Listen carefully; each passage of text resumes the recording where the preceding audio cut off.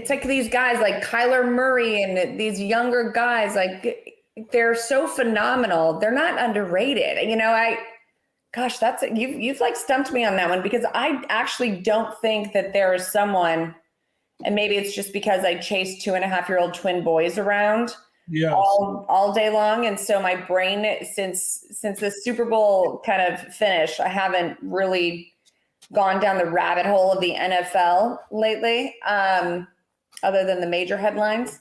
It's a good question. Come back to me. Although I'd be curious if you gave me name off 3 or 4 and let me pick from that. Maybe 3. Who do you think is the most underrated? Let me see if I even agree with you. I'll probably disagree. You'll probably disagree with me, and I'm not being biased, but I think Daniel Jones is underrated. Okay. I think he, again, someone will say, "Oh, he's just blue, big blue, bleeding blue," and that's not really it. I'll tell you another guy that I feel is underrated and getting a bad rap right now is Sam Darnold. I think the Jets should keep him.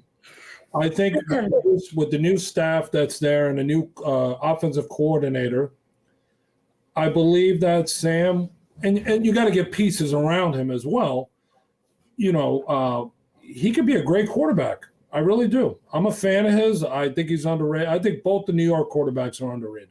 So I would go, since we're playing homers right now, I think Drew Lock is maybe underrated.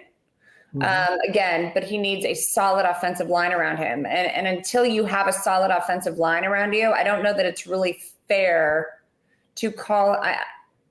Is that the right argument? Is he underrated until he's got to have the right pieces in place? Okay, now I'm going to rank them. I think Daniel Jones, Drew Lock, and Sam Darnold.